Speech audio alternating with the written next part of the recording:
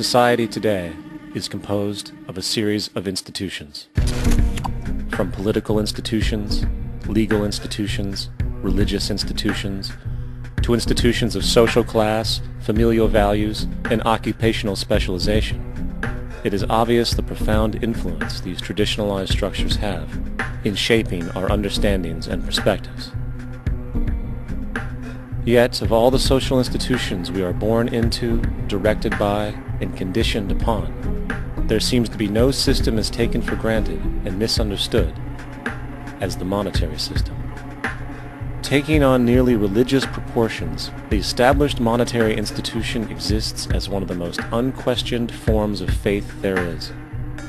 How money is created, the policies by which it is governed, and how it truly affects society are unregistered interests of the great majority of the population.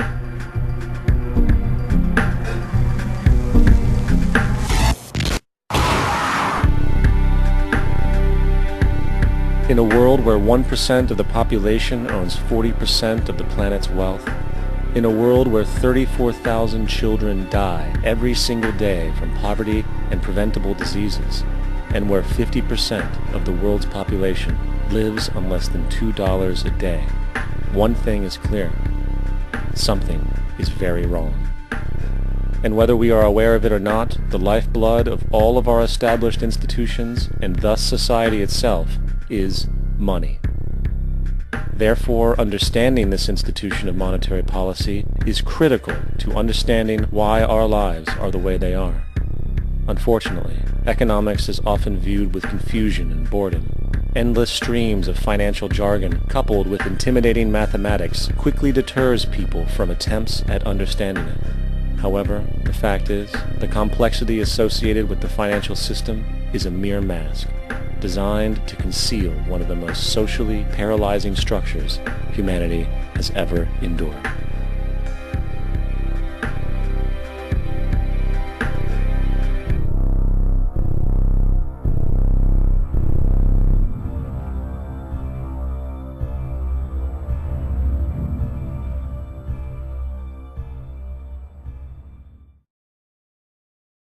A number of years ago, the Central Bank of the United States, the Federal Reserve, produced a document entitled Modern Money Mechanics. This publication detailed the institutionalized practice of money creation as utilized by the Federal Reserve and the web of global commercial banks it supports. On the opening page, the document states its objective. The purpose of this booklet is to describe the basic process of money creation in a fractional reserve banking system. It then proceeds to describe this fractional reserve process through various banking terminology, a translation of which goes something like this. The United States government decides it needs some money, so it calls up the Federal Reserve and requests, say, $10 billion. The Fed replies saying, sure, we'll buy $10 billion in government bonds from you. So the government takes some pieces of paper, paints some official-looking designs on them, and calls them treasury bonds. Then it puts a value on these bonds to the sum of $10 billion and sends them over to the Fed. In turn, the people at the Fed draw up a bunch of impressive pieces of paper themselves, only this time calling them Federal Reserve notes, also designating a value of $10 billion to the Fed. The Fed then takes these notes and trades them for the bonds. Once this exchange is complete, the government then takes the $10 billion in Federal Reserve notes and deposits it into a bank account. And upon this deposit, the paper notes officially become legal tender money, adding $10 billion to the U.S. money supply. And there it is. $10 billion in new money has been created. Of course, this example is a generalization, for, in reality, this transaction would occur electronically, with no paper used at all. In fact, only 3% of the U.S. money supply exists in physical currency. The other 97% essentially exists in computers alone. Now, government bonds are, by design, instruments of debt, and when the Fed purchases these bonds, with money it essentially created out of thin air, the government is actually promising to pay back that money to the Fed. In other words, the money was created out of debt. This mind-numbing paradox of how money or value can be created out of debt or a liability will become more clear as we further this exercise. So, the exchange has been made and now $10 billion sits in a commercial bank account. Here's where it gets really interesting. For as based on the fractional reserve practice, that $10 billion deposit instantly becomes part of the bank's reserves, just as all deposits do. And regarding reserve requirements, as stated in modern money mechanics, a bank must maintain legally required reserves equal to a prescribed percentage of its deposits. It then quantifies this by stating, under current regulations, the reserve requirement against most transaction accounts is 10%. This means that with a $10 billion deposit, 10% or $1 billion is held as the required reserve, while the other $9 billion is considered an excessive reserve and can be used as the basis for new loans. Now, it is logical to assume that this $9 billion is literally coming out of the existing $10 billion deposit. However, this is actually not the case. What really happens is that the $9 billion is simply created out of thin air on top of the existing $10 billion deposit. This is how the money supply is expanded. As stated in modern money mechanics, of course they, the banks, do not really pay out loans from the money they receive as deposits. If they did this, no additional money would be created. What they do when they make loans is to accept promissory notes, loan contracts, in exchange for credits, money, to the borrower's transaction accounts. In other words, the $9 billion can be created out of nothing simply because there is a demand for such a loan and that there is a $10 billion deposit to satisfy the reserve requirements. Now, let's assume that somebody walks into this bank and borrows the newly available $9 billion. They will then most likely take that money and deposit it into their own bank account. The process then repeats, for that deposit becomes part of the bank's reserves. 10% is isolated, and in turn 90% of the $9 billion, or $8.1 billion, is now available as newly created money for more loans. And, of course, that 8.1 can be loaned out and redeposited, creating an additional 7.2 billion, to 6.5 billion, to 5.9 billion, etc. This deposit money creation loan cycle can technically go on to infinity. The average mathematical result is that about $90 billion can be created on top of the original $10 billion. In other words, for every deposit that ever occurs in the banking system, about 9 times that amount can be created out of thin air. Money jitters? Ask the obliging Bank of America for a jar of soothing instant money, M-O-N-E-Y, in the form of a convenient personal loan. So, now that we understand how money is created by this fractional reserve banking system, a logical yet elusive question might come to mind.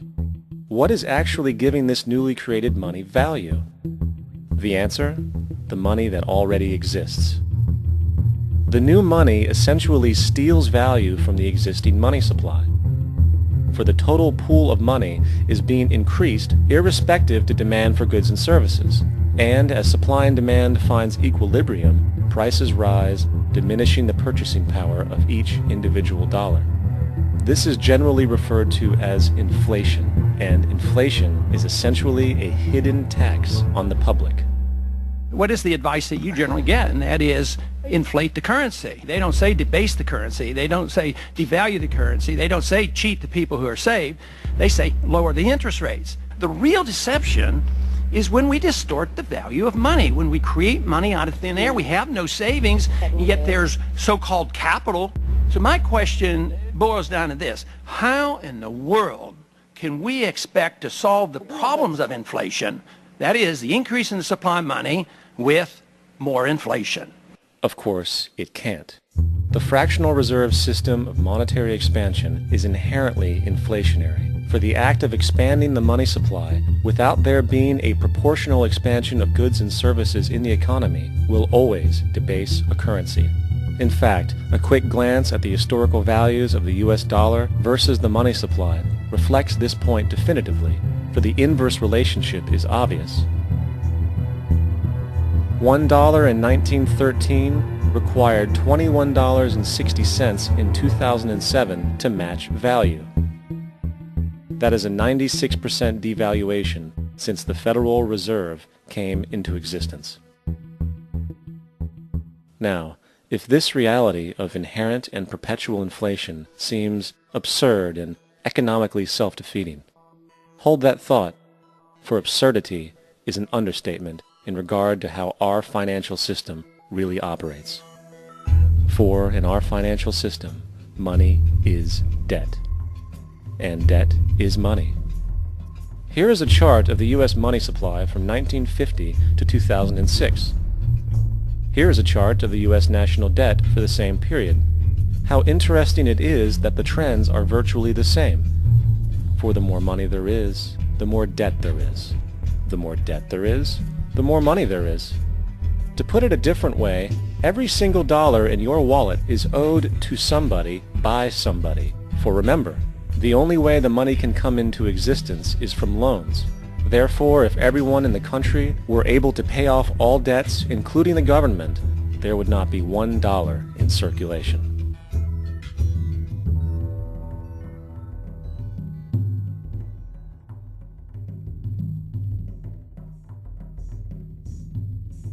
In fact, the last time in American history the national debt was completely paid off was in 1835 after President Andrew Jackson shut down the central bank that preceded the Federal Reserve.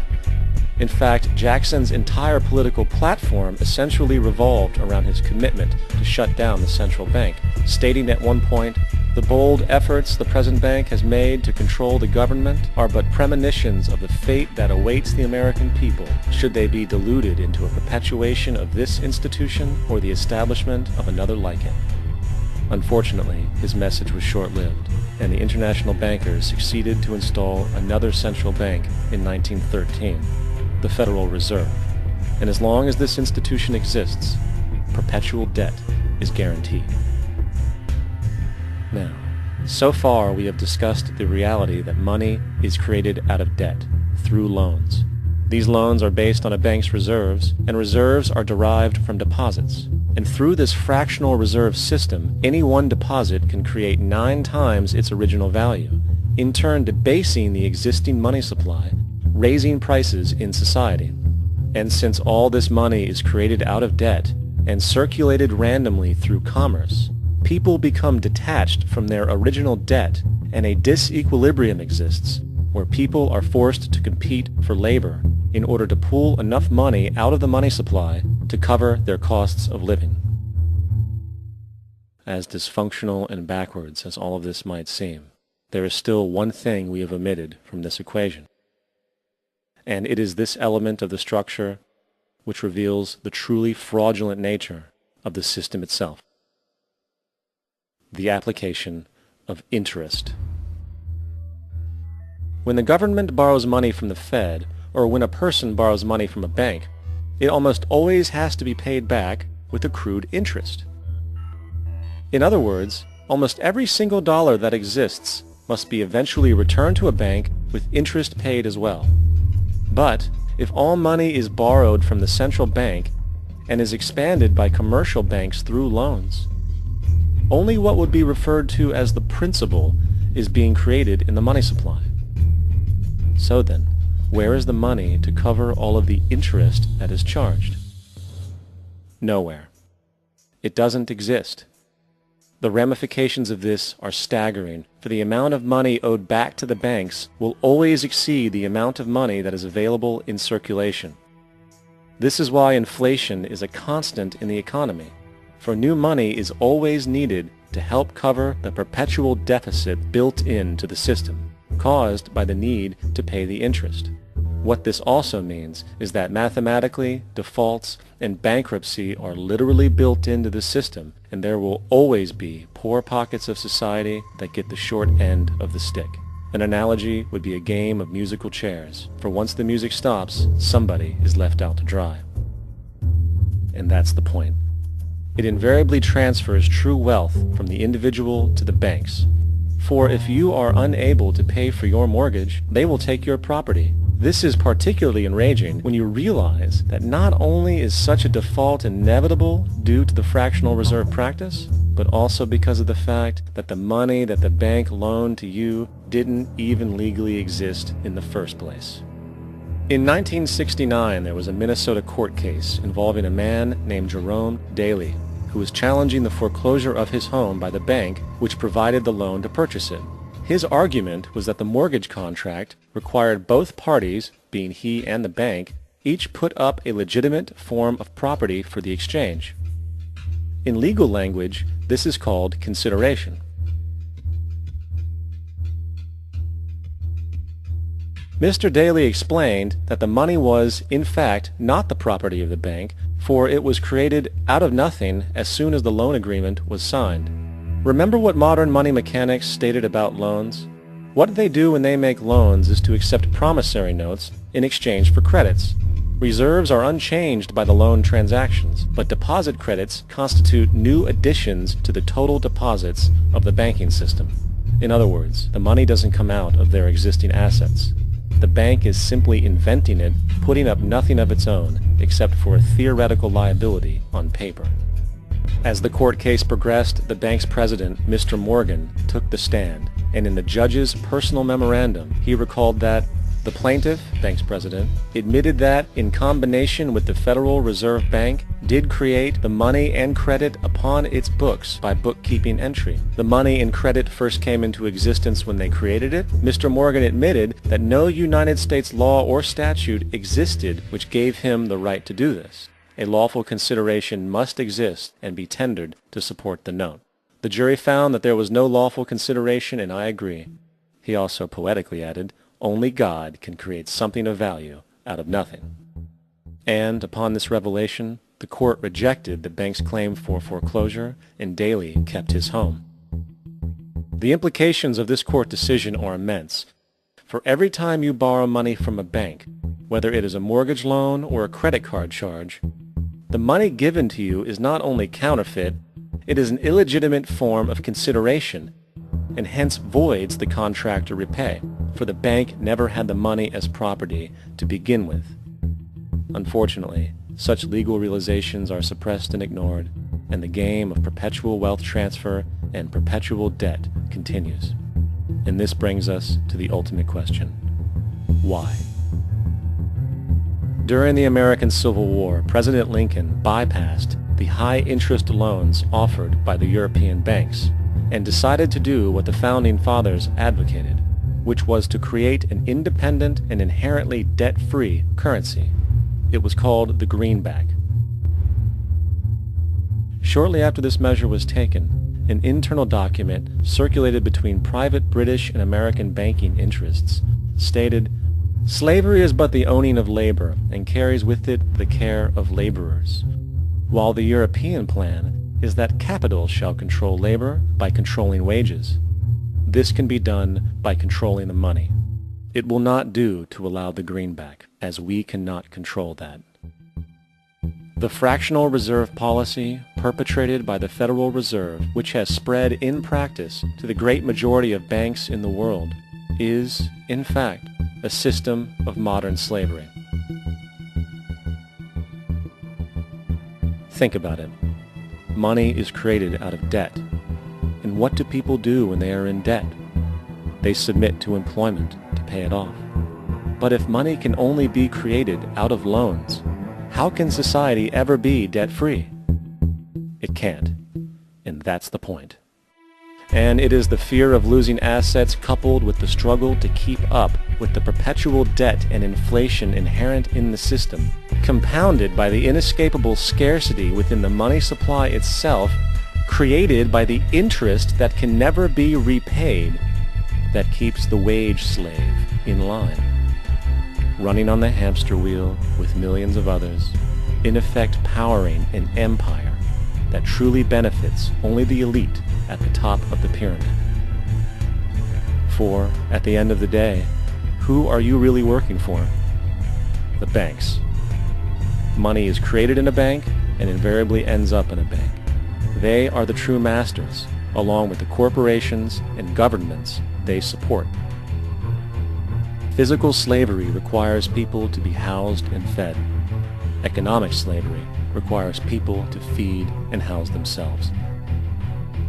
It is one of the most ingenious scams for social manipulation ever created, and at its core, it is an invisible war against the population. Debt is the weapon used to conquer and enslave societies, and interest is its prime ammunition.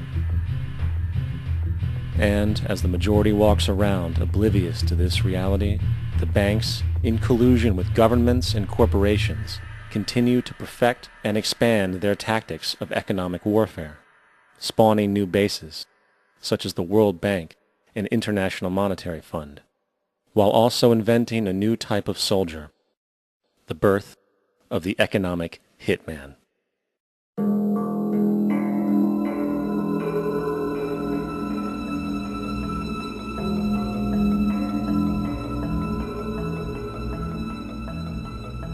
We economic hitmen really have been the ones responsible for creating this first truly global empire.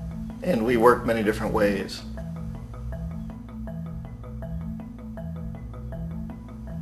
But perhaps the most common is that we will identify a country that has resources our corporations covet, like oil, and then arrange a huge loan to that country from the World Bank or one of its sister organizations. But the money never actually goes to the country. Instead, it goes to our big corporations to build infrastructure projects in that country, power plants, industrial parks, ports, things that benefit a few rich people in that country, in addition to our corporations, but really don't help the majority of the people at all. However, those people, the whole country is left holding a huge debt. It's such a big debt they can't repay it, and that's part of the plan, that they can't repay it. And so at some point, we economic hitmen go back to them and say, listen, you owe us a lot of money, can't pay your debt, so sell your oil real cheap to our oil companies. Allow us to build a military base in your country, or send troops in support of ours to someplace in the world like Iraq, or vote with us on the next UN vote. To have their electric utility company privatized and their water and sewage system privatized and sold to U.S. corporations or other multinational corporations. So there was that whole mushrooming thing, and it's so typical of the way the IMF and the World Bank work, that you put a country in debt, it's such a big debt it can't pay it, and then you offer to refinance that debt and pay even more interest. And you demand this quid pro quo, which you call a conditionality or good governance, which means basically that they've got to sell off their resources, including many of their social services, their utility companies, their school systems sometimes, their penal systems, their insurance systems, to foreign corporations. So it's a double, triple, quadruple whammy. The precedent for economic hitmen really began back in the early 50s when democratically elected Mossadegh, who was elected in Iran, he was considered to be the hope for democracy in the Middle East and around the world. He was Time Magazine's Man of the Year. But one of the things that he'd run on and began to implement was the idea that foreign oil companies needed to pay the Iranian people a lot more for the oil that they were taking out of Iran. The Iranian people should benefit from their own oil. Strange policy. We didn't like that, of course. But we were afraid to do what we normally were doing, which was to send in the military. Instead, we sent in one CIA agent, Kermit Roosevelt, Teddy Roosevelt's relative. And Kermit went in with a few $1 million and was very, very effective and efficient. And in a short amount of time, he managed to get Mossadegh overthrown and brought in the Shah of Iran to replace him, who always was favorable to oil. And it was extremely effective. Bombs overflow Tehran. Army officers shout that Mossadegh has surrendered and his regime as virtual dictator of Iran is ended. Pictures of the Shah are paraded through the streets as sentiment reverses. The Shah is welcomed home. So back here in the United States, in Washington, people looked around and said, wow, that was easy and cheap. So this established a whole new way of manipulating countries, of creating empire. The only problem with Roosevelt was that he was a card-carrying CIA agent, and had he been caught, the ramifications could have been pretty serious. So very quickly at that point, the decision was made to use private consultants to channel the money through the World Bank or the IMF or one of the other such agencies, to bring in people like me who worked for private companies, so that if we got caught, there would be no governmental ramifications.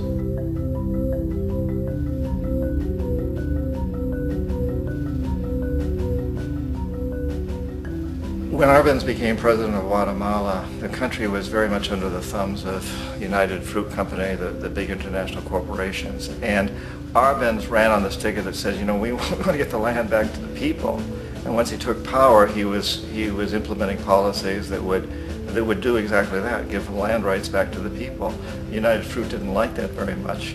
And so they hired a public relations firm, launched a huge campaign in the United States to convince the United States people, the citizens of the United States, and the press of the United States, and the Congress of the United States, that Arbenz was a Soviet puppet, and that if we allowed him to stay in power, the Soviets would have a foothold in this hemisphere. And that at that point in time was a huge fear on everybody's mind, the Red Terror, the Communist terror. And so, to make a long story short, out of this public relations campaign came a commitment on the part of the CIA and the military to take this man out. And in fact, we did. We sent in planes, we sent in soldiers, we sent in jackals, we sent everything in to take him out, and did take him out. And as soon as he was removed from office, the new guy that took over after him basically reinstated everything to the big international corporations, including United Fruit.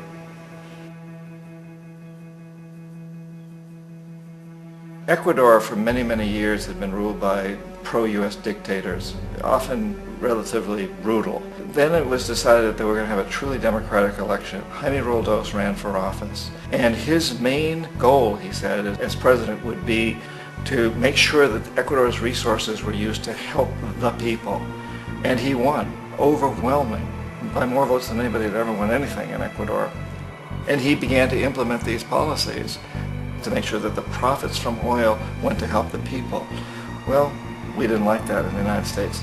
I was sent down as one of several economic hitmen to change Roldos, to corrupt him, to bring him around, to let him know, you know, okay, you know, you can get very rich, you and your family, if you play our game, but if you continue to try to keep these policies you've promised, you're going to go.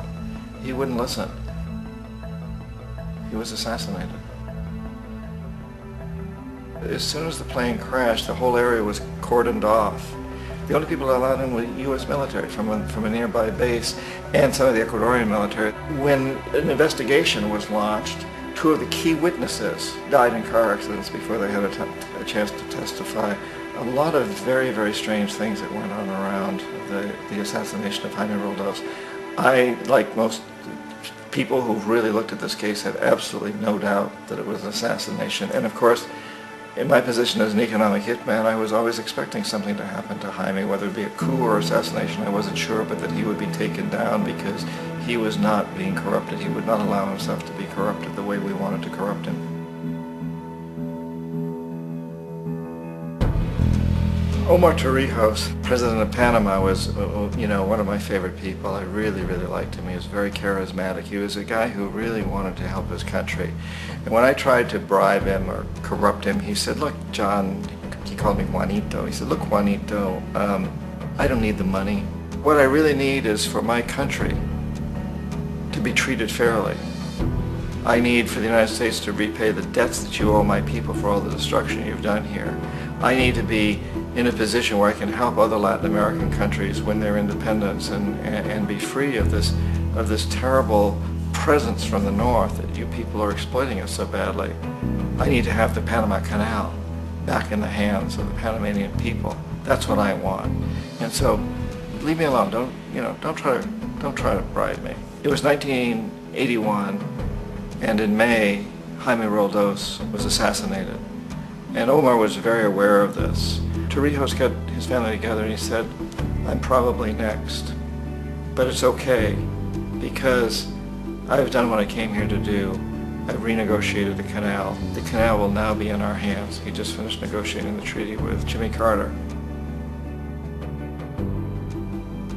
In June of that same year, just a couple of months later, he also went down in an airplane crash, which there's no question was executed by CIA-sponsored jackals. Tremendous amount of evidence that one of Torrijos' security guards handed him at the last moment as he was getting on the plane a tape recorder, a small tape recorder that contained a bomb.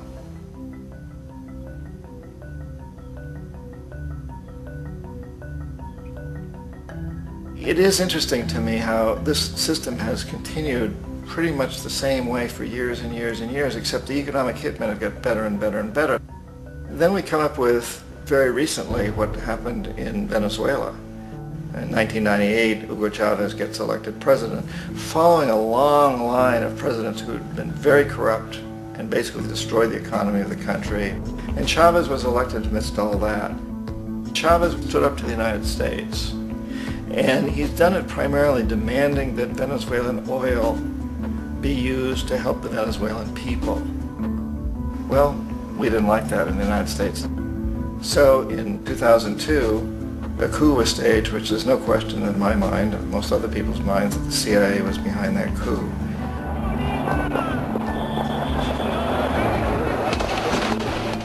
The way that that coup was fomented was very reflective of what Kermit Roosevelt had done in Iran, of paying people to go out into the streets, to riot, to protest, to say this Chavez is very unpopular. You know, if you can get a few thousand people to do that, television can make it look like it's the whole country, and things start to mushroom. Except in the case of Chavez, he was smart enough, and the people were so strongly behind him that they overcame it, which was a phenomenal moment in the history of Latin America.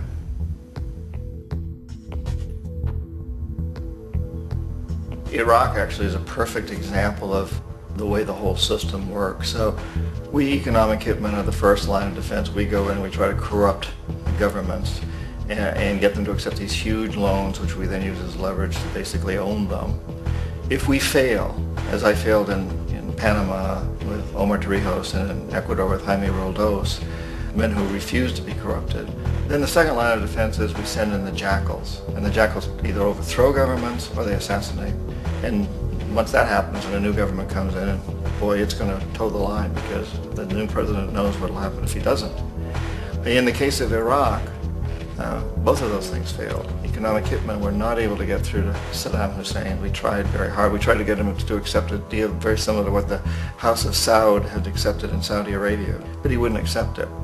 And so the jackals went in to take him out. They couldn't do it. His security was very good. After all, he had one time worked for the CIA. He'd been hired to assassinate a former president of Iraq and failed, but he knew the system. So in '91 we send in the troops and we take out the Iraqi military. So we assume at that point that Saddam Hussein is going to come around. We could have taken him out, of course, at that time, but we didn't want to. He's the kind of strong man we like. He controls his people. We thought he could control the Kurds and keep the Iranians in their border and keep pumping oil for us. And that once we took out his military, now he's going to come around. So the economic hitmen go back in the 90s without success. If they'd had success, he'd still be running the country. We'd be selling him all the fighter jets he wants and everything else he wants. But they couldn't. They didn't have success. The jackals couldn't take him out again. So we sent the military in once again, and this time we did the complete job and took him out, and in the process created for ourselves some very, very lucrative construction deals. We had to reconstruct a country that we'd essentially destroyed, which is a pretty good deal if you own construction companies, big ones. So, you know, Iraq shows the three stages. The economic hitmen failed there, the jackals failed there, and as a final measure, the military goes in. And in that way, we've really created an empire, but we've done it very, very subtly.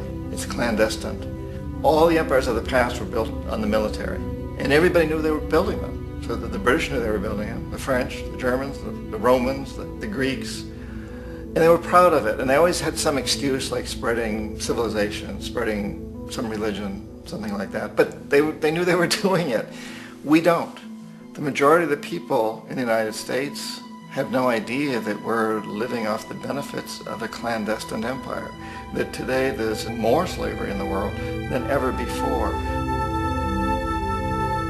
And then you have to ask yourself, well, if it's an empire, then who's the emperor? Obviously, our presidents of the United States are not emperors. An emperor is someone who's not elected, doesn't serve a limited term, and doesn't report to anyone, essentially. So you can't classify our presidents that way. But we do have what I consider to be the equivalent of the emperor, and it's what I call the corporatocracy.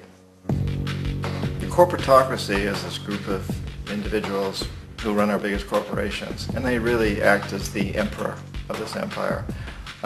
They control our media, either through direct ownership or advertising. They control most of our politicians because they finance their campaigns, either through their corporations or through personal contributions that come out of the corporations. They're not elected. They don't serve a limited term. They don't report to anybody. And at the very top of the corporatocracy, you really can't tell whether a person's working for a private corporation or the government because they're always moving back and forth. So, you've got a guy who one moment is the president of a big construction company like Halliburton, and the next moment he's vice president of the United States, or the president who is in the oil business. And this is true whether you've got Democrats or Republicans in the office. You have the moving back and forth through the revolving door. And in a way, our government is invisible a lot of the time, and its policies are carried out by our corporations on one level or another. And then again, the policies of the government are basically forged by the corporatocracy and then presented to the government. They become government policy. So it's an incredibly cozy relationship. This isn't a conspiracy theory type of thing. These people don't have to get together and plot to do things. They all basically work under one primary assumption, and that is that they must maximize profits regardless of the social and environmental costs.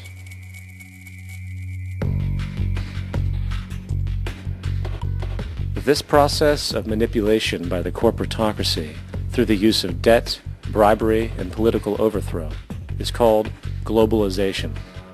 Just as the Federal Reserve keeps the American public in a position of indentured servitude through perpetual debt, inflation, and interest, the World Bank and IMF serve this role on a global scale. The basic scam is simple. Put a country in debt either by its own indiscretion or through corrupting the leader of that country, then impose conditionalities or structural adjustment policies, often consisting of the following. Currency devaluation. When the value of a currency drops, so does everything valued in it. This makes indigenous resources available to predator countries at a fraction of their worth. Large funding cuts for social programs. These usually include education and healthcare, compromising the well-being and integrity of the society, leaving the public vulnerable to exploitation. Privatization of state-owned enterprises. This means that socially important systems can be purchased and regulated by foreign corporations for profit. For example, in 1999, the World Bank insisted that the Bolivian government sell the public water system of its third largest city to a subsidy of the U.S. corporation Bechtel. As soon as this occurred, water bills for the already impoverished local residents skyrocketed. It wasn't until after a full-blown revolt by the people that the Bechtel contract was nullified. Then there is trade liberalization, or the opening up of the economy through removing any restrictions on foreign trade. This allows for a number of abusive economic manifestations, such as transnational corporations bringing in their own mass-produced products, undercutting the indigenous production and ruining local economies. An example is Jamaica, which, after accepting loans and conditionalities from the World Bank, lost its largest cash crop markets due to competition with Western imports. Today, countless farmers are out of work, for they are unable to compete with the large corporations. Another variation is the creation of numerous, seemingly unnoticed, unregulated, inhumane sweatshop factories, which take advantage of the imposed economic hardship. Additionally, due to production deregulation, environmental destruction is perpetual, as a country's resources are often exploited by the indifferent corporations while outputting large amounts of deliberate pollution. The largest environmental lawsuit in the history of the world today is being brought on behalf of 30,000 Ecuadorian Amazonian people against Texaco, which is now owned by Chevron. So today it's against Chevron, but for activities conducted by Texaco. Estimated to be more than 18 times what the Exxon Valdez dumped into the coast of Alaska. In the case of Ecuador, it wasn't an accident. The oil companies did it intentionally. They knew they were doing it to save money out there rather than arranging for proper disposal. Furthermore, a cursory glance at the performance record of the World Bank reveals that the institution, which publicly claims to help poor countries develop and alleviate poverty, has done nothing but increase poverty and the wealth gap, while corporate profits soar. In 1960, the income gap between the fifth of the world's people in the richest countries versus the fifth in the poorest countries was 30 to 1. By 1998, it was 74 to 1. While global GNP rose 40% between 1970 and 1985, those in poverty actually increased by 17%. While from 1985 to 2000, those living on less than $1 a day increased by 18%. Even the Joint Economic Committee of the U.S. Congress admitted that there is a mere 40% success rate of all World Bank projects. In the late 1960s, the World Bank intervened in Ecuador with large loans. During the next 30 years, poverty grew from 50% to 70%. Under or unemployment grew from 15 to 70%. Public debt increased from 240 million to 16 billion, while the share of resources allocated to the poor went from 20% to 6%. In fact, by the year 2000, 50% of Ecuador's national budget had to be allocated for paying its debts. It is important to understand the World Bank is, in fact, a U.S. bank supporting U.S. interests, for the United States holds veto power over decisions, as it is the largest provider of capital. And where did it get this money? You guessed it, it made it out of thin air through the fractional reserve banking system. Of the world's top 100 economies, as based on annual GDP, 51 are corporations, and 47 of that 51 are U.S.-based. Walmart, General Motors, and Exxon are more economically powerful than Saudi Arabia, Poland, Norway, South Africa, Finland, Indonesia, and many others. And, as protective trade barriers are broken down, currencies tossed together and manipulated in floating markets, and state economies overturned in favor of open competition and global capitalism, the empire expands. You get up on your little 21-inch screen and howl about America and democracy. There is no America. There is no democracy.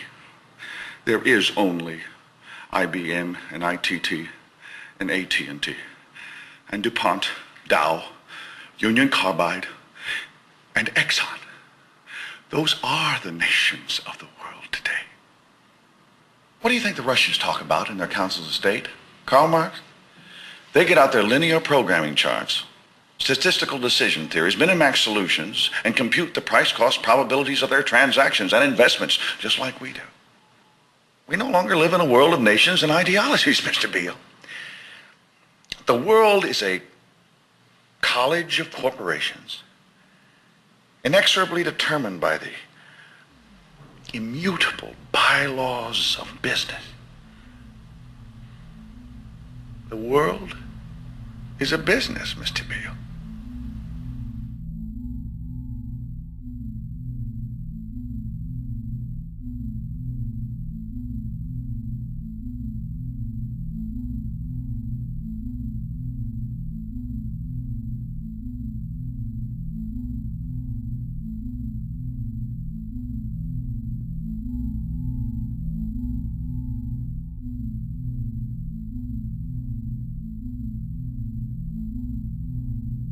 The world is being taken over by a handful of business powers who dominate the natural resources we need to live while controlling the money we need to obtain these resources. The end result will be world monopoly, based not on human life, but financial and corporate power. And as the inequality grows, naturally more and more people are becoming desperate. So the establishment was forced to come up with a new way to deal with anyone who challenges the system. So they gave birth to the terrorist. The term terrorist is an empty distinction, designed for any person or group who chooses to challenge the establishment. This isn't to be confused with the fictional Al-Qaeda, which was actually the name of a computer database for the US-supported Mujahideen in the 1980s.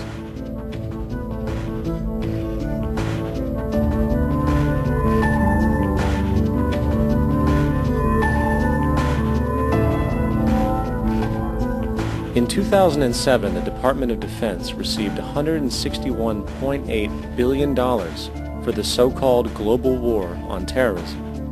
According to the National Counterterrorism Center, in 2004, roughly 2,000 people were killed internationally due to supposed terrorist acts. Of that number, 70 were American. Using this number as a general average, which is extremely generous, it is interesting to note that twice as many people die from peanut allergies a year than from terrorist acts. Concurrently, the leading cause of death in America is coronary heart disease, killing roughly 450,000 each year. And in 2007, the government's allocation of funds for research on this issue was about $3 billion.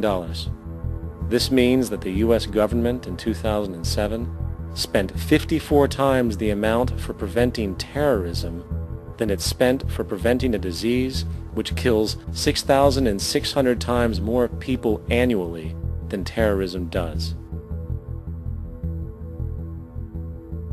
Yet, as the name terrorism and Al-Qaeda are arbitrarily stamped on every news report relating to any action taken against U.S. interests, the myth grows wider.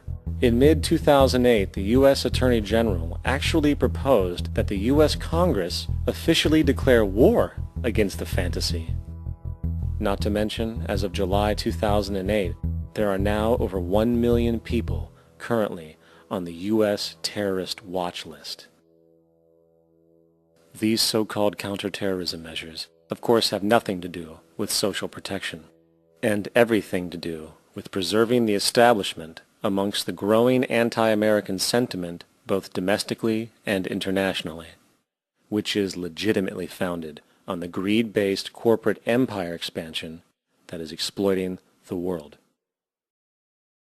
The true terrorists of our world do not meet at the docks at midnight or scream Allah Akbar before some violent action.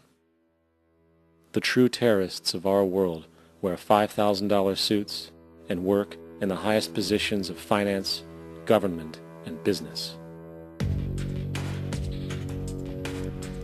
So, what do? How do we stop a system of greed and corruption that has so much power and momentum? How do we stop this aberrant group behavior which feels no compassion for, say, the millions slaughtered in Iraq and Afghanistan, so the corporatocracy can control energy resources and opium production for Wall Street profit?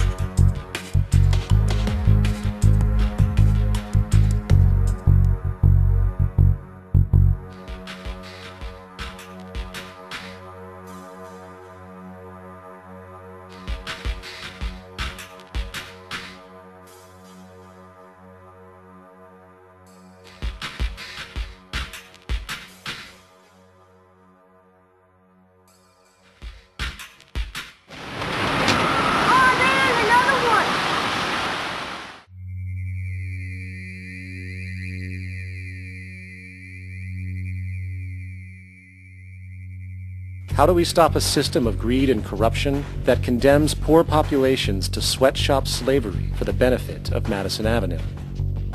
Or that engineers false flag terror attacks for the sake of manipulation? Or that generates built-in modes of social operation which are inherently exploitative? Or that systematically reduces civil liberties and violates human rights in order to protect itself from its own shortcomings?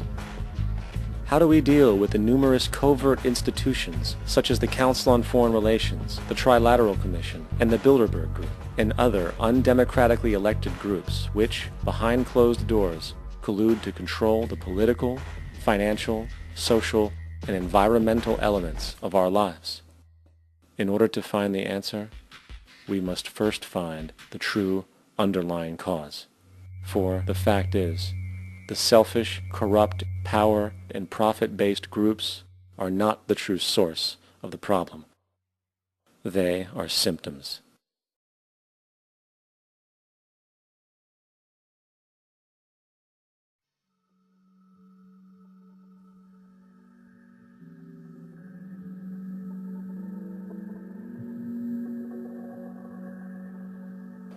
My name is Jock Fresco.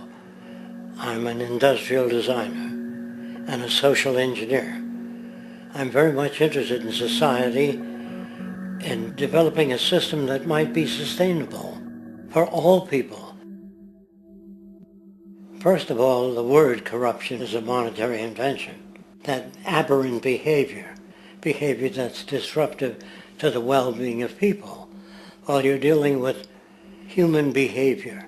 And human behavior appears to be environmentally determined, meaning if you were raised by the Seminole Indians as a baby, never saw anything else, you'd hold that value system. And this goes for nations, it goes for individuals, for families. They try to indoctrinate their children to their particular faith and their country and make them feel like they're part of that. And they build a society which they call established. They establish a workable point of view and tend to perpetuate that, whereas all societies are really emergent, not established. And so they fight new ideas that would interfere with the establishment. Governments try to perpetuate that which keeps them in power. People are not elected to political office to change things. They're put there to keep things the way they are. So you see, the basis of corruption is in our society. Let me make it clear. All nations then are basically corrupt because they tend to uphold existing institutions. I don't mean to uphold or downgrade all nations, but communism, socialism, fascism, the free enterprise system, and all other subcultures are the same. They are all basically corrupt. The most fundamental characteristic of our social institutions is the necessity for self-preservation.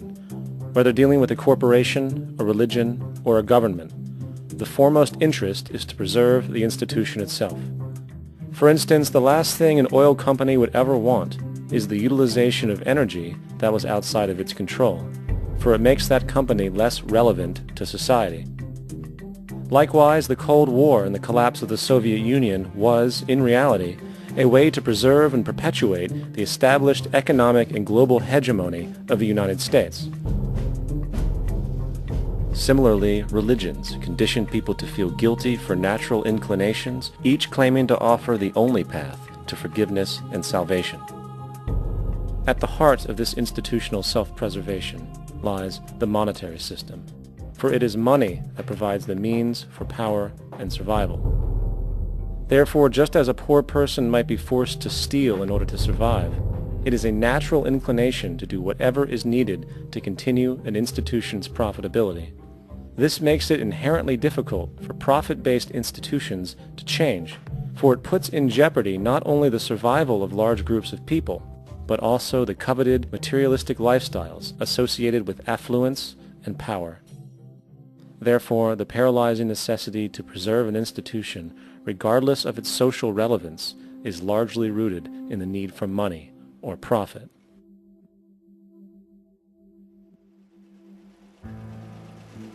What's in it for me is why people think. And so if a man makes money selling a certain product, naturally he's going to fight the existence of another product that may threaten his institution. Therefore, people cannot be fair, and people do not trust each other. A guy will come over to you and say, I got just the house you're looking for. He's a salesman. When a doctor says, I think your kidney has to come out, I don't know if he's trying to pay off a yacht or whether my kidney has to come out. It's hard in a monetary system to trust people. If you came into my store and I said, this lamp that I've got is pretty good, but the lamp next door is much better, I wouldn't be in business very long. It wouldn't work. If I were ethical it wouldn't work. So when you say industry cares for people, that's not true. They can't afford to be ethical. So your system is not designed to serve the well-being of people. If you still don't understand that, there would be no outsourcing of jobs if they cared about people. Industry does not care. They only hire people because it hasn't been automated yet. So don't talk about decency and ethics. We cannot afford it and remain in business. It is important to point out that regardless of the social system, whether fascist, socialist, capitalist, or communist, the underlying mechanism is still money, labor, and competition. Communist China is no less capitalistic than the United States. The only difference is the degree by which the state intervenes in enterprise. The reality is that monetaryism, so to speak, is the true mechanism that guides the interests of all the countries on the planet. The most aggressive and hence dominant variation of this monetaryism is the free enterprise system. The fundamental perspective as put forth by early free market economists like Adam Smith is that self-interest in competition leads to social prosperity, as the act of competition creates incentive which motivates people to persevere.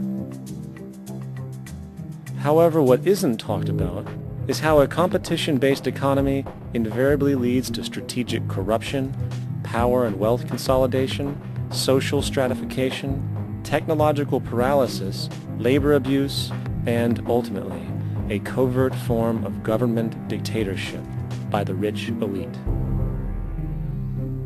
The word corruption is often defined as moral perversion. If a company dumps toxic waste into the ocean to save money, most people recognize this as corrupt behavior. On a more subtle level, when Walmart moves into a small town and forces small businesses to shut down for they are unable to compete, a gray area emerges. For what exactly is Walmart doing wrong? Why should they care about mom-and-pop organizations they destroy? Yet, even more subtly, when a person gets fired from their job because a new machine has been created which can do the work for less money, people tend to just accept that as the way it is, not seeing the inherent, corrupt inhumanity of such an action. Because the fact is, whether it is dumping toxic waste, having a monopoly enterprise, or downsizing the workforce, the motive is the same: profit.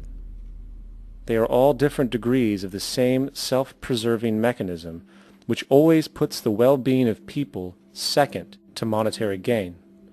Therefore, corruption is not some byproduct of monetarism. It is the very foundation. And while most people acknowledge this tendency on one level or another, the majority remains naive as to the broad ramifications of having such a selfish mechanism as the guiding mentality in society. Internal documents show that after this company positively, absolutely knew that they had a medication that was infected with the AIDS virus, they took the product off the market in the U.S. and then they dumped it in France, Europe, Asia, and Latin America. The U.S. government allowed it to happen. The FDA allowed this to happen. And now the government is completely looking the other way. Thousands of innocent hemophiliacs have died from the AIDS virus. This company knew absolutely that it was infected with AIDS. They dumped it because they wanted to turn this disaster into a profit. So you see, you have built-in corruption. We're all chiseling off each other, and you can't expect decency in that sort of thing. And feeling that, they don't know who to elect. They think in terms of a democracy, which is not possible in a monetary-based economy. If you have more money to advertise your position, the position you desire in government, that isn't a democracy. It serves those in positions of differential advantage. So it's always a dictatorship of the elitists, the financially wealthy.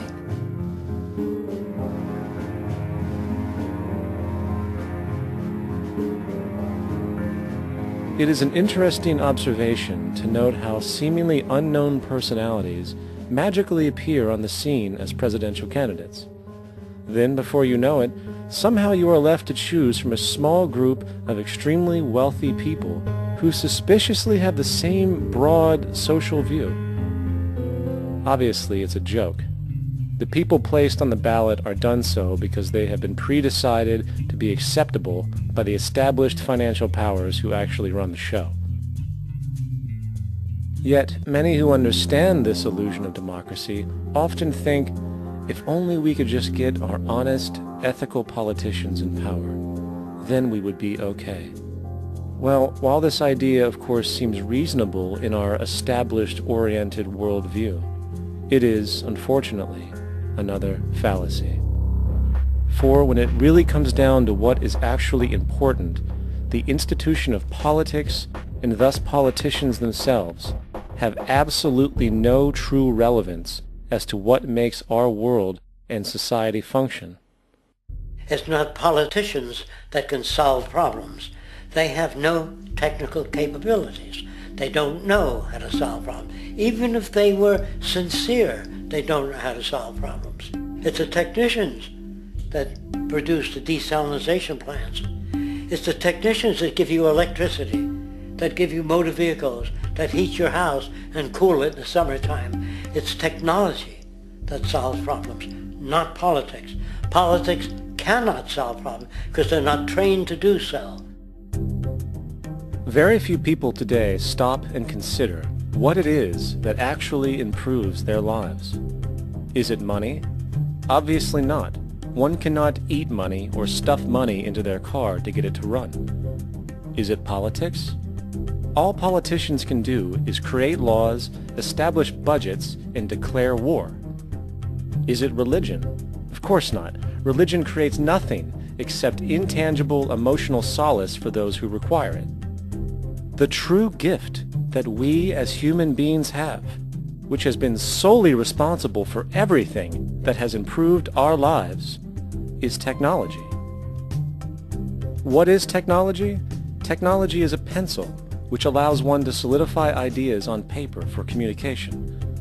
Technology is an automobile which allows one to travel faster than feet would allow. Technology is a pair of eyeglasses which enables sight for those who need it. Applied technology itself is merely an extension of human attributes which reduces human effort, freeing humans from a particular chore or problem. Imagine what your life would be like today without a telephone, or an oven, or a computer, or an airplane. Everything in your home, which you take for granted, from a doorbell, to a table, to a dishwasher, is technology generated from the creative, scientific ingenuity of human technicians, not money, politics, or religion. These are false institutions. And writing your congressman is fantastic. They tell you to write your congressman if you want something done. The men in Washington should be at the forefront of technology, the forefront of human studies, the forefront of crime, all the factors that shape human behavior. You don't have to write your congressman.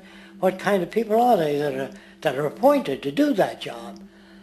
The future will have great difficulty. And the question that's raised by politicians is, how much will a project cost? The question is not how much will it cost. Do we have the resources? And we have the resources today to house everyone, build hospitals all over the world, build schools all over the world, the finest equipment and labs for teaching and doing medical research. So you see, we have all that, but we're in a monetary system. And in a monetary system, there's profit. And what is the fundamental mechanism that drives the profit system besides self-interest? What is it exactly that maintains that competitive edge at its core? Is it high efficiency and sustainability? No, that isn't part of their design. Nothing produced in our profit-based society is even remotely sustainable or efficient.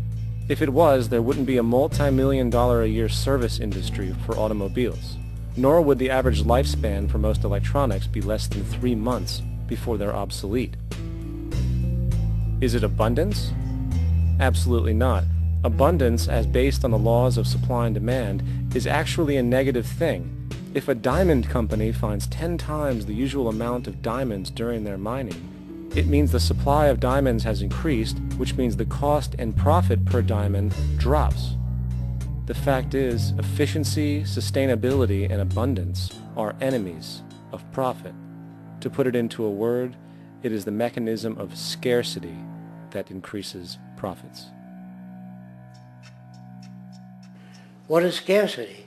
Based on keeping products valuable. Slowing up production on oil raises the price. Maintaining scarcity of diamonds keeps the price high.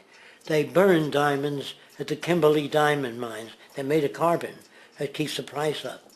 So then, what does it mean for society when scarcity, either produced naturally or through manipulation, is a beneficial condition for industry? It means that sustainability and abundance will never ever occur in a profit system, for it simply goes against the very nature of the structure. Therefore, it is impossible to have a world without war or poverty. It is impossible to continually advance technology to its most efficient and productive states. And, most dramatically, it is impossible to expect human beings to behave in truly ethical or decent ways.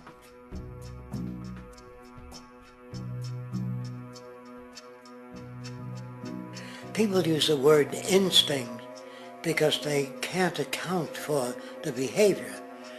They sit back and they evaluate with their lack of knowledge, and they say things like, humans are built a certain way, greed is a natural thing, as though they've worked for years on it, and it's no more natural than wearing clothing.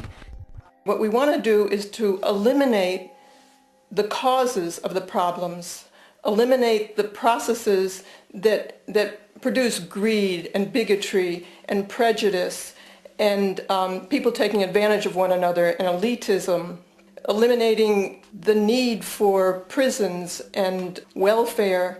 We have always had these problems because we have always lived within scarcity and barter and monetary systems that produce scarcity. If you eradicate the conditions that generate what you call socially offensive behavior, it does not exist. The guy said, well, isn't that inborn? No, it's not. There is no human nature. There's human behavior, and that's always been changed throughout history. You're not born with bigotry and greed and corruption and hatred. You pick that up within the society. War, poverty, corruption, hunger, misery, human suffering will not change in a monetary system. That is, there'll be very little significant change. It's going to take the redesign of our culture, our values, and it has to be related to the carrying capacity of the earth, not some human opinion or some politician's notions of the way the world ought to be, or some religious notions of the conduct of human affairs. And that's what the Venus Project is about. The society that we're about to talk about is a society that is free of all the old superstitions, incarceration, prisons, police, cruelty, and law. All laws will disappear, and the professions will disappear that are no longer valid, such as stockbrokers, bankers, advertising, gone forever, because it's no longer relevant. When we understand that it is technology devised by human ingenuity which frees humanity and increases our quality of life, we then realize that the most important focus we can have is on the intelligent management of the Earth's resources.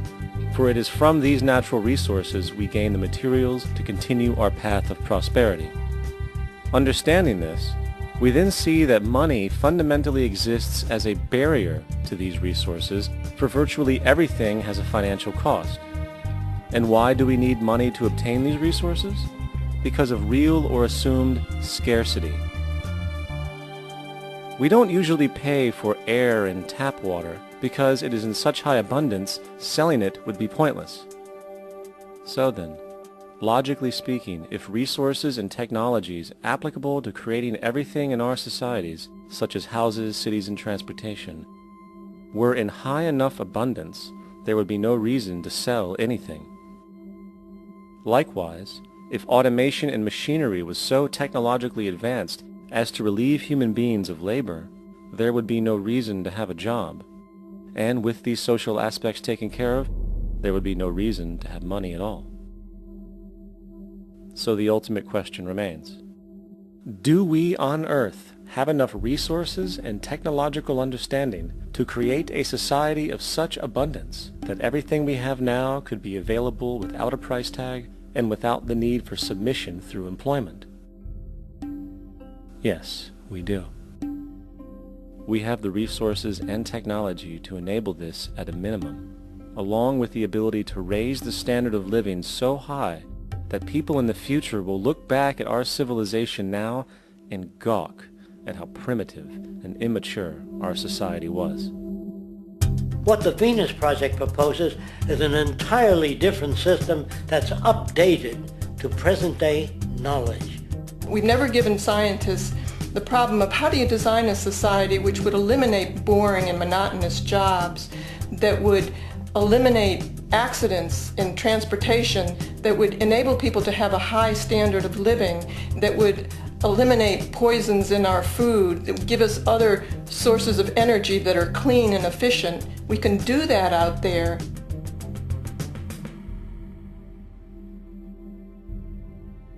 The major difference between a resource-based economy and a monetary system is that a resource-based economy is really concerned with people and their well-being, where a monetary system has become so distorted that the concerns of the people are really secondary, if they're there at all. The products that are turned out are for how much money you can get. If there is a problem in society and you can't earn money from solving that problem, then it won't be done. The resource-based economy is really not close to anything that's been tried. And with all our technology today, we can create abundance. It could be used to improve everyone's lifestyle. Abundance all over the world if we use our technology wisely and maintain the environment. It's a very different system, and it's very hard to talk about because the public is not that well enough informed as to the state of technology.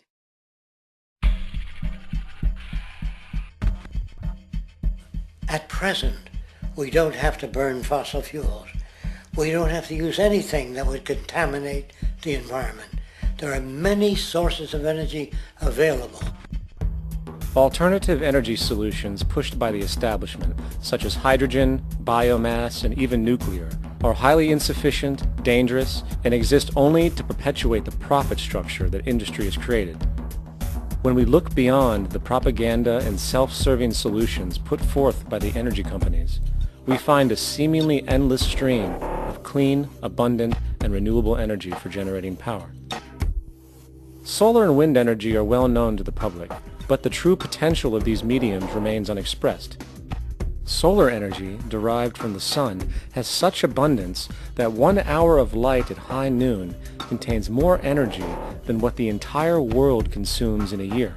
If we could capture 1/100% of this energy, the world would never have to use oil, gas, or anything else. The question then is not availability, but the technology to harness it.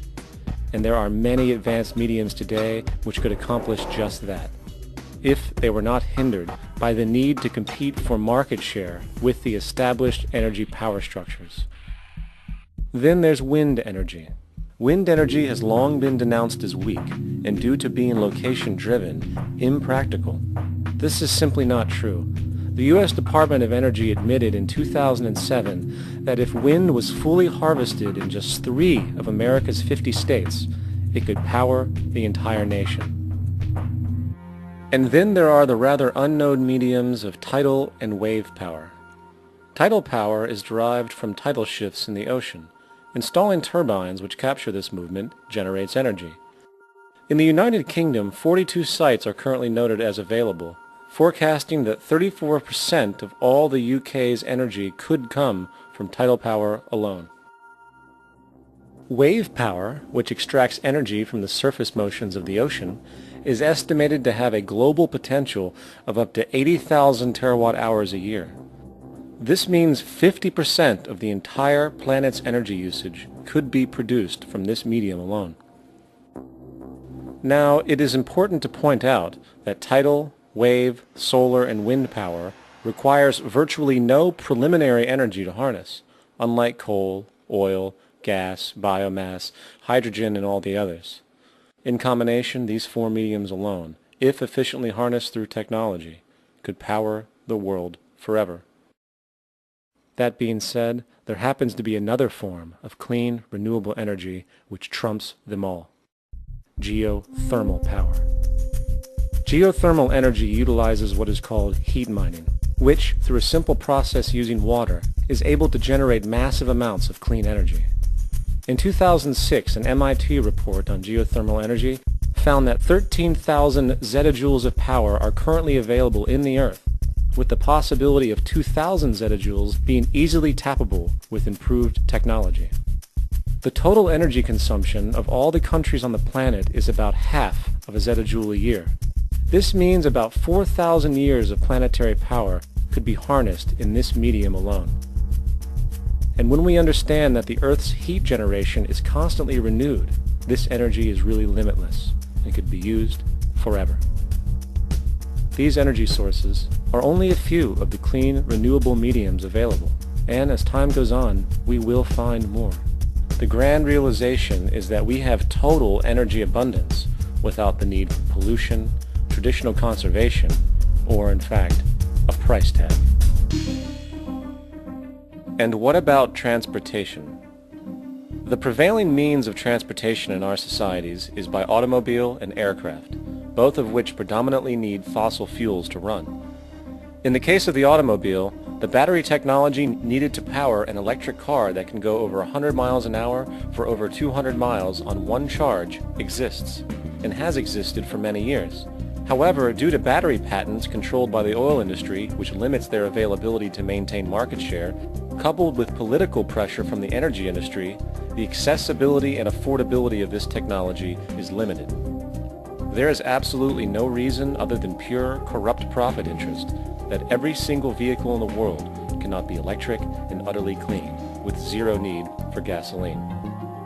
As far as airplanes, it is time we realize that this means of travel is inefficient, cumbersome, slow, and causes far too much pollution.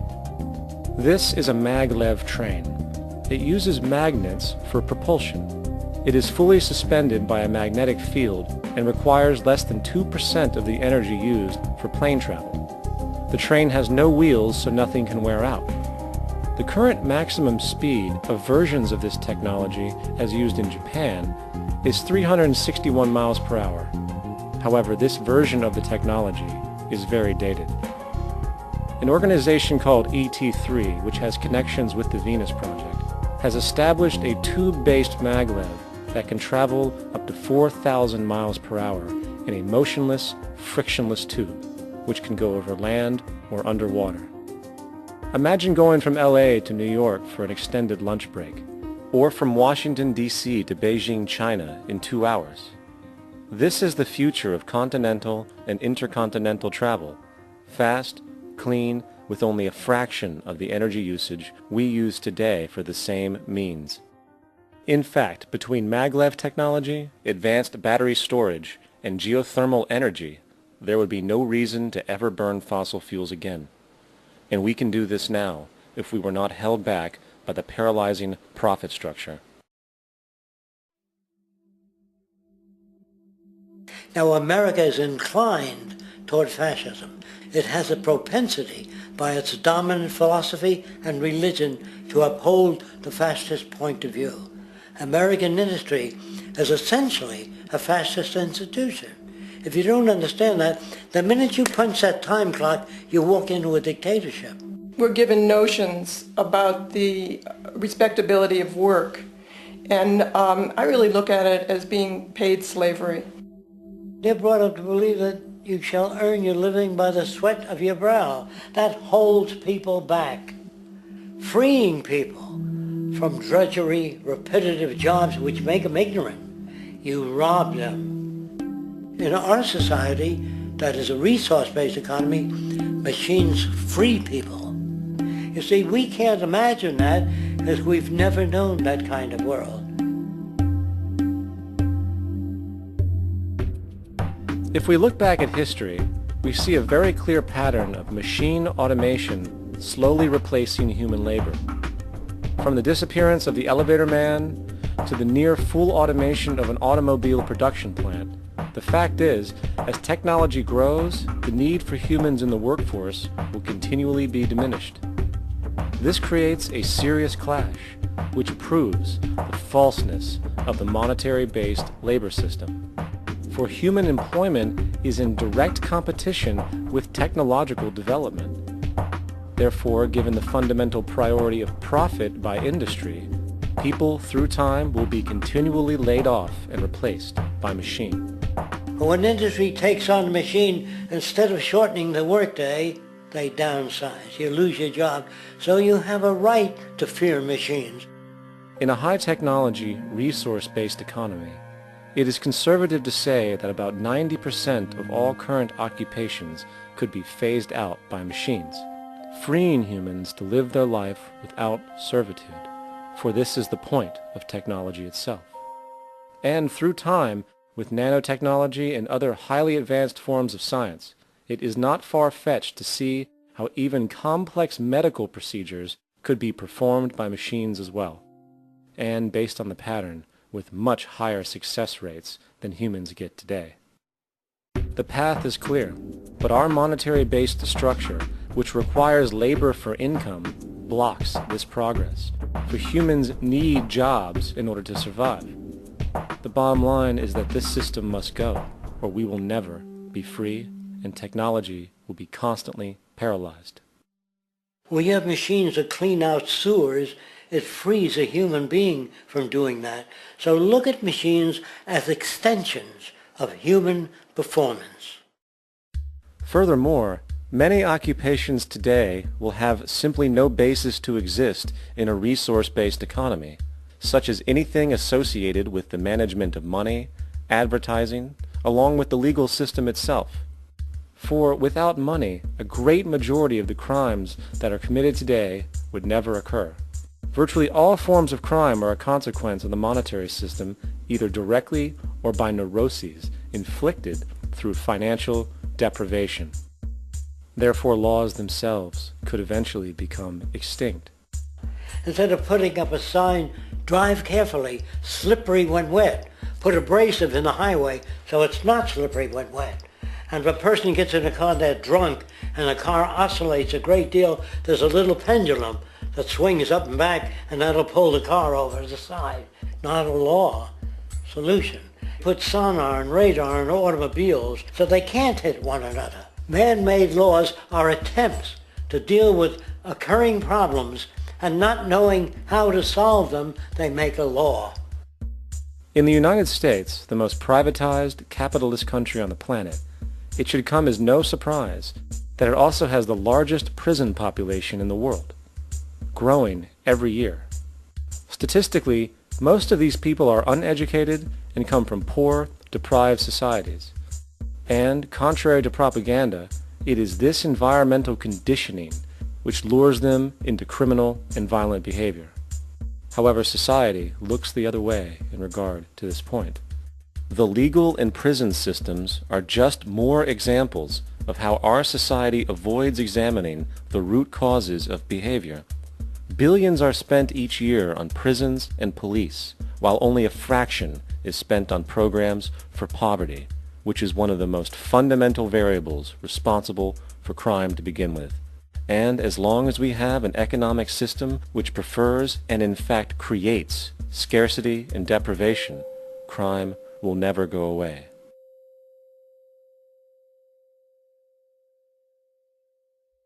If people have access to the necessities of life without servitude, debt, barter, trade, they behave very differently.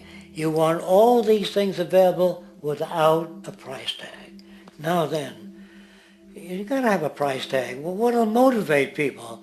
Man gets everything he wants, he just lay around in the sun.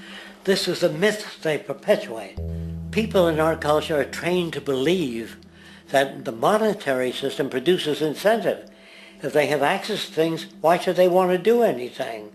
They will lose their incentive. That's what you're taught to support the monetary system. When you take money out of the scenario, there would be different incentives, very different incentives.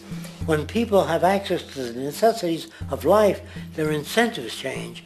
What about the moon and the stars? New incentives arise. If you make a painting that you enjoy, you will enjoy giving it to other people, not selling it.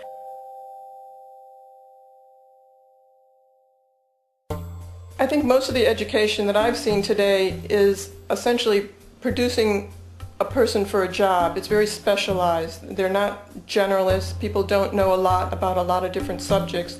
I don't think you could get people to go to war if they knew a lot about a lot of things. I think education is mostly rote, and they're not taught how to solve problems. They're not given the tools emotionally or within their own field of how to do critical thinking.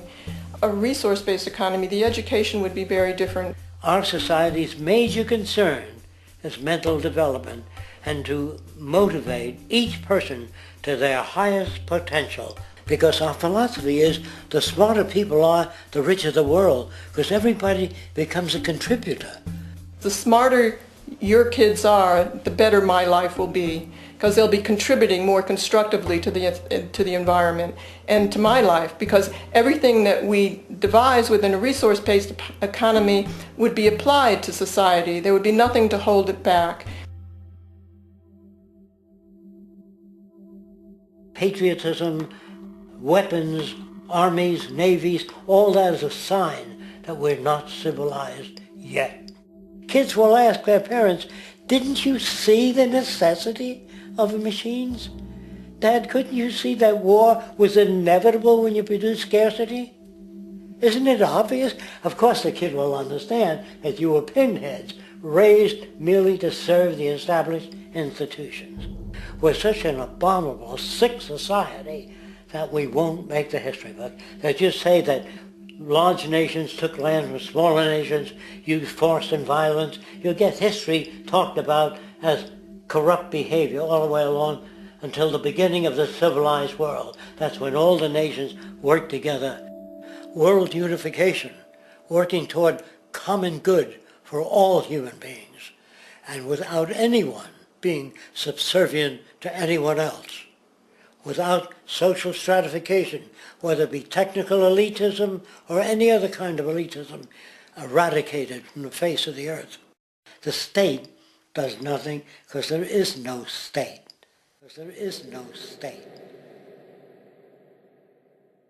The system I advocate, a resource-based global economy, is not perfect. It's just a lot better than what we have. We can never achieve perfection.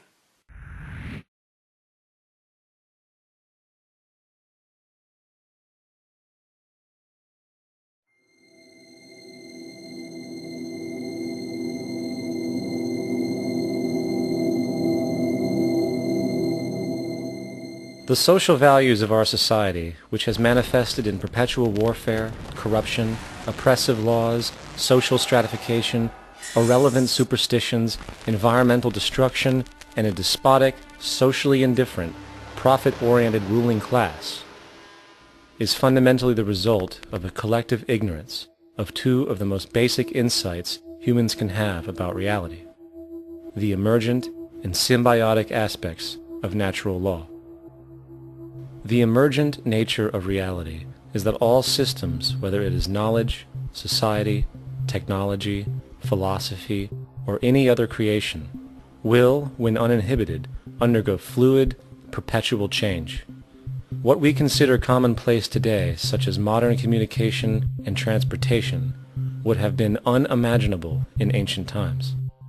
Likewise, the future will contain technologies, realizations, and social structures that we cannot even fathom in the present. We have gone from alchemy to chemistry, from a geocentric universe to a heliocentric, from believing that demons were the cause of illness to modern medicine. This development shows no sign of ending, and it is this awareness that aligns us and leads us on a continuous path to growth and progress. Static, empirical knowledge does not exist. Rather, it is the insight of the emergence of all systems we must recognize. This means we must be open to new information at all times, even if it threatens our current belief system and hence identities. Sadly, society today has failed to recognize this, and the established institutions continue to paralyze growth by preserving outdated social structures. Simultaneously, the population suffers from a fear of change, for their conditioning assumes a static identity, and challenging one's belief system usually results in insult and apprehension, for being wrong is erroneously associated with failure, when, in fact, to be proven wrong should be celebrated, for it is elevating someone to a new level of understanding, furthering awareness. The fact is, there is no such thing as a smart human being, for it is merely a matter of time before their ideas are updated, changed, or eradicated. And this tendency to blindly hold on to a belief system, sheltering it from new, possibly transforming information, is nothing less than a form of intellectual materialism. The monetary system perpetuates this materialism not only by its self-preserving structures, but also through the countless number of people who have been conditioned into blindly and thoughtlessly upholding these structures, therefore becoming self-appointed guardians of the status quo. Sheep, which no longer need a sheepdog to control them, for they control each other by ostracizing those who step out of the norm. This tendency to resist change and uphold existing institutions for the sake of identity, comfort, power, and profit is completely unsustainable and will only produce further imbalance, fragmentation, distortion, and invariably, destruction. It's time to change. From hunters and gatherers to the agricultural revolution to the industrial revolution, the pattern is clear. It is time for a new social system which reflects the understandings we have today. The monetary system is a product of a period of time where scarcity was a reality. Now, with the age of technology, it is no longer relevant to society. Gone with the aberrant behavior it manifests. Likewise, dominant worldviews, such as theistic religion, operate with the same social irrelevancy.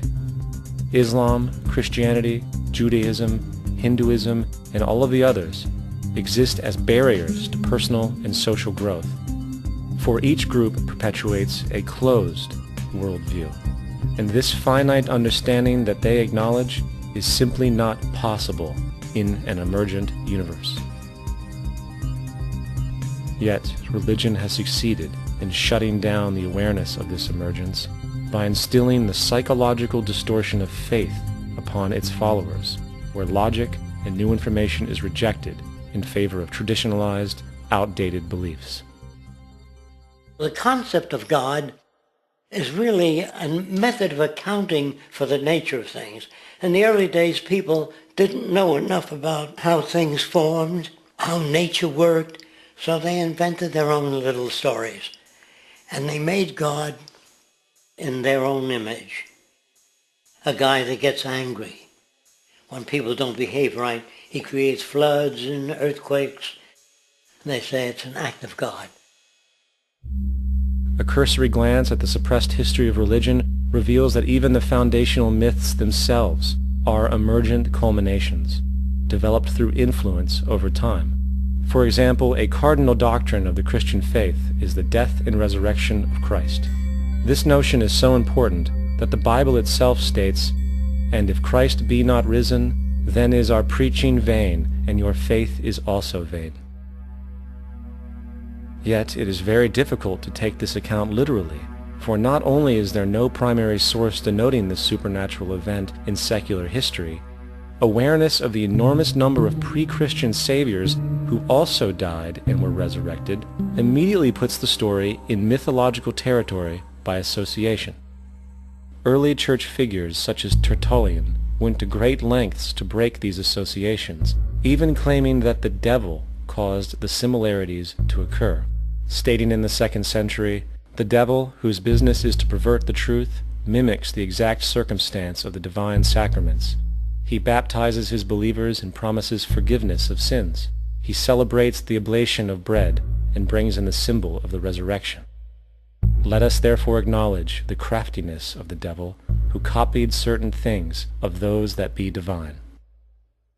What is truly sad, however, is that when we cease the idea that the stories from Christianity, Judaism, Islam, and all the others are literal history, and accept them for what they really are, which are purely allegorical expressions derived from many faiths, we see that all religions share a common thread, and it is this unifying imperative that needs to be recognized and appreciated. Religious belief has caused more fragmentation and conflict than any other ideology. Christianity alone has 34,000 different subgroups. The Bible is subject to interpretation. When you read it, you say, I think Jesus meant this. I think Job meant that. Oh no, he meant this. So you have the Lutheran, the Seventh-day Adventist, the Catholic, and a church divided is no church at all.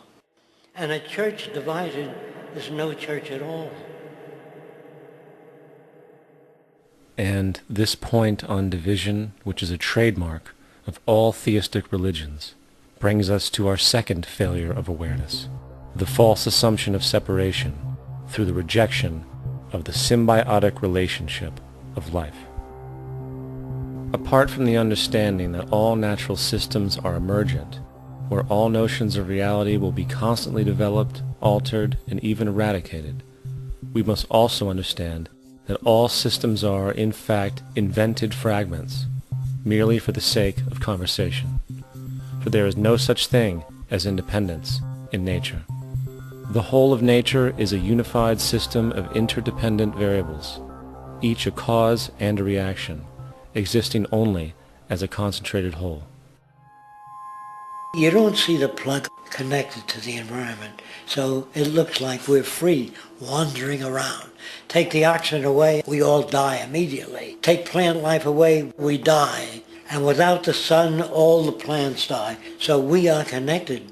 We really must take into account the totality. This isn't just a human experience on this planet. This is a total experience. And we know we can't survive without plants and animals. We know we can't survive without the 4 elements, you know. And so when are we going to really start taking that into account? That's what it is to be successful. Success depends on how well we relate to everything around us. I'm very aware of the fact that my grandson cannot possibly hope to inherit a sustainable, peaceful, stable, socially just world unless every child today growing up in Ethiopia, in Indonesia, in Bolivia, in Palestine, in Israel also has that same expectation. You got to take care of the whole community or you're going to have serious problems. And now we have to see that the whole world is the community. And we must all take care of each other that way. And it's not just a community of human beings. It's a community of plants and animals and elements. And we really need to understand that. That's what's going to bring us joy, too, and pleasure. That's what's missing in our lives right now. We can call it spirituality, but the fact of the matter is joy comes from that bliss of connectedness. That's our God spirit. That's that side of ourselves that really feels it. And you can feel it deep inside you. It's this amazing, wonderful feeling. And you know it when you get it. You don't get it from money. You get it from connection. Now, if that isn't a hazard to this country, how are we going to keep building nuclear weapons? You know what I mean? What's going to happen to the arms industry when we realize we're all one? It's going to fuck up the economy. The economy that's fake anyway. The economy that's fake anyway. The economy that's fake anyway. The economy that's fake anyway. The economy that's fake anyway. Which would be a real bummer. You can see why the government's cracking down on the idea of experiencing unconditional love.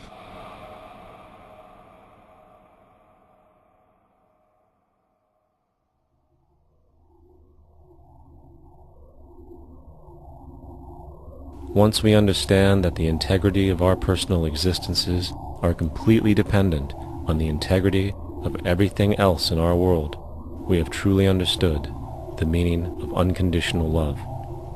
For love is extensionality, and seeing everything as you and you as everything can have no conditionalities. For, in fact, we are all everything at once.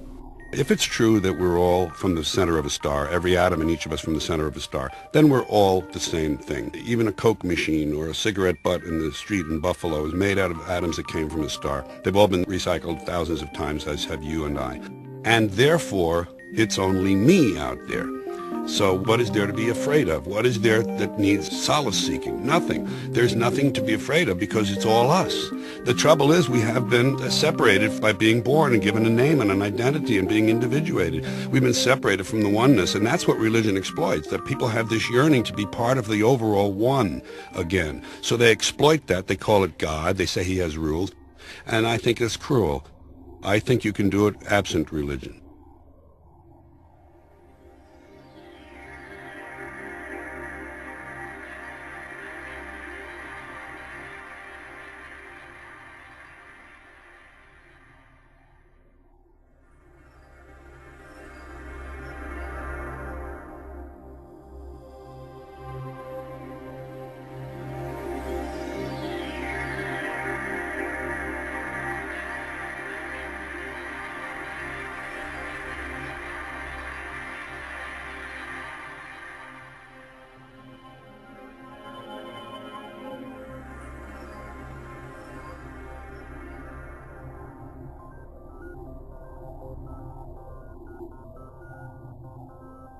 It's time to claim the unity our outmoded social systems have broken apart, and work together to create a sustainable global society where everyone is taken care of and everyone is truly free.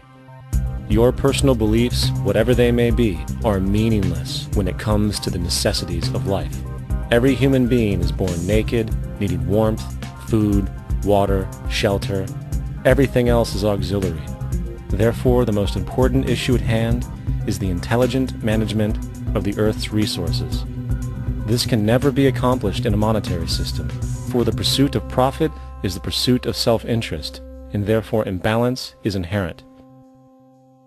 Simultaneously, politicians are useless, for our true problems in life are technical, not political.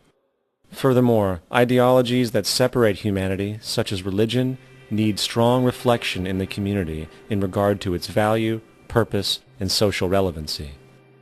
Hopefully, through time, religion will lose its materialism and basis in superstition and move into the useful field of philosophy. The fact is, society today is backwards, with politicians constantly talking about protection and security rather than creation, unity, and progress. The U.S. alone now spends about $500 billion annually on defense. That is enough to send every high school senior in America to a four-year college. In the 1940s, the Manhattan Project produced the first true weapon of mass destruction. This program employed 130,000 people at an extreme financial cost. Imagine what our life would be like today if that group of scientists, instead of working on a way of killing people, worked on a way to create a self-sustaining, abundant world. Life today would be very, very different if that was their goal. Instead of weapons of mass destruction, it is time to unleash something much more powerful. Weapons of mass creation. Our true divinity is in our ability to create, and armed with the understanding of the symbiotic connections of life, while being guided by the emergent nature of reality, there is nothing we cannot do or accomplish. Of course, we face strong barriers in the form of established power structures that refuse to change. At the heart of these structures is the monetary system, As explained earlier, the fractional reserve policy is a form of slavery through debt, where it is literally impossible for society to be free. In turn, free market capitalism in the form of free trade uses debt to imprison the world and manipulate countries into subservience to a handful of large business and political powers. Apart from these obvious amoralities, the system itself is based on competition, which immediately destroys the possibility of large-scale collaborations for the common good, hence paralyzing any attempt at true global sustainability. These financial and corporate structures are now obsolete, and they must be outgrown. Of course, we cannot be naive enough to think that the business and financial elite are going to subscribe to this idea, for they will lose power and control. Therefore, peaceful yet highly strategic action must be taken. The most powerful course of action is simple. We have to alter our behavior to force the power structure to the will of the people. We must stop supporting the system. The only way the establishment will change is by our refusal to participate, while continuously acknowledging its endless flaws and corruptions. They're not going to give up the monetary system because of our designs of what we recommend. The system has to fail, and people have to lose confidence in their elected leaders. That will be a major turning point if the Venus Project is offered as a possible alternative. If not, I fear the consequences. The trends now indicate that our country is going bankrupt. The probability is our country will move toward a military dictatorship to prevent riots and complete social breakdown. Once the U.S. breaks down, all the other cultures will undergo similar things. As of now, the world financial system is on the brink of collapse due to its own shortcomings. The Comptroller of Currency stated in 2003 that the interest on the U.S. national debt will not be affordable in less than 10 years. This theoretically means total bankruptcy for the U.S. economy, and its implications for the world are immense. In turn, the fractional reserve-based monetary system is reaching its theoretical limits of expansion, and the banking failures you are seeing are just the beginning. This is why inflation is skyrocketing, all debt is at record levels, and the government and Fed are hemorrhaging new money to bail out the corrupt system. For the only way to keep the banks going is by making more money. The only way to make more money is to create more debt and inflation. It is simply a matter of time before the tables turn, and there is no one willing to take new loans, while defaults grow, as people are unable to afford their current loans. Then the expansion of money will stop, and contraction will begin on a scale never before seen, ending a century-long pyramid scheme. This has already begun. Therefore, we need to expose this financial failure for what it is, using this weakness to our advantage. Here are some suggestions. Expose the banking fraud. Citibank, JP Morgan Chase, and Bank of America are the most powerful controllers within the corrupt Federal Reserve System. It's time to boycott these institutions. If you have a bank account or a credit card with any of them, move your money to another bank. If you have a mortgage, refinance with another bank. If you own their stock, sell it. If you work for them, quit. This gesture will express contempt for the true powers behind the private banking cartel known as the Federal Reserve, and create awareness about the fraud of the banking system itself. 2. Turn off the TV news. Visit the emerging independent news agencies on the internet for your information. CNN, NBC, ABC, Fox, and all the others present all news pre-filtered to maintain the status quo. With 4 corporations owning all major media outlets, objective information is impossible. This is the true beauty of the internet, and the establishment has been losing control because of this free flow of information. We must protect the internet at all times, as it is truly our savior right now. 3. Don't ever allow yourself, your family, or anyone you know to ever join the military. This is an obsolete institution now used exclusively for maintaining an establishment that is no longer relevant. U.S. soldiers in Iraq work for U.S. corporations, not the people. Propaganda forces us to believe that war is natural and the military is an honorable institution. Well, if war is natural, why are there 18 suicides every single day by American veterans who have post-traumatic stress disorder? If our military men and women are so honored, why is it that 25% of the American homeless population are veterans? 4. Stop supporting the energy companies. If you live in a detached house, get off the grid. Investigate every means of making your home self-sustainable with clean energy. Solar, wind, and other renewable energies are now affordable consumer realities, and considering the never-ending rising cost of traditional energies, it will likely be a cheaper investment over time. If you drive, get the smallest car you can, and consider using one of the many conversion technologies that can enable your car to be a hybrid, electric, or run on anything other than establishment fuels. 5. Reject the political system.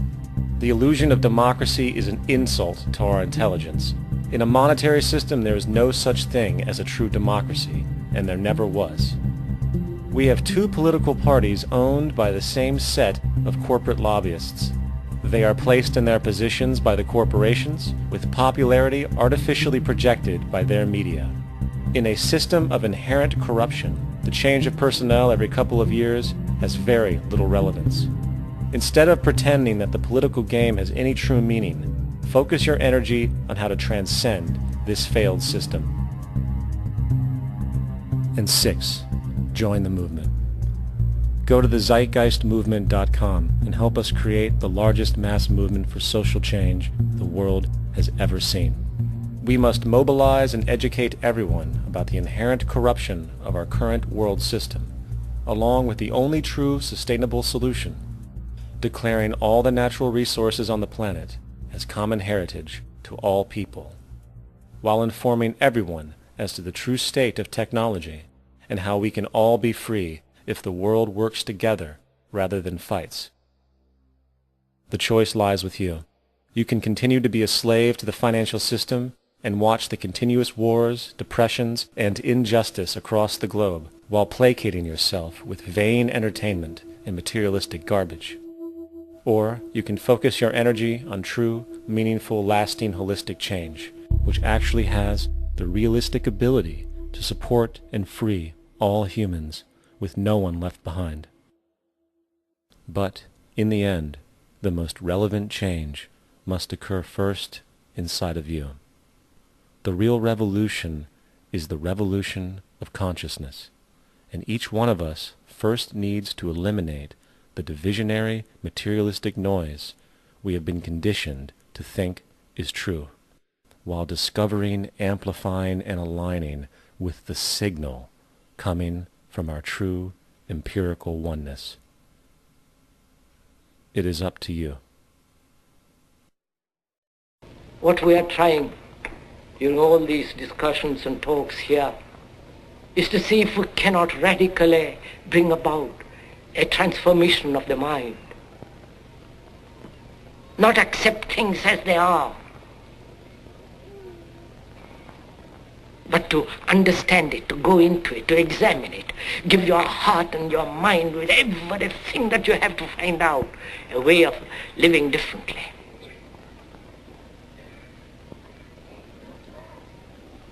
But that depends on you and not somebody else. Because in this there is no teacher, no pupil, there is no leader, there is no guru, there is no master, no savior. You yourself are the teacher and the pupil, you are the master, you are the guru, you are the leader. You are everything. And to understand is to transform what is.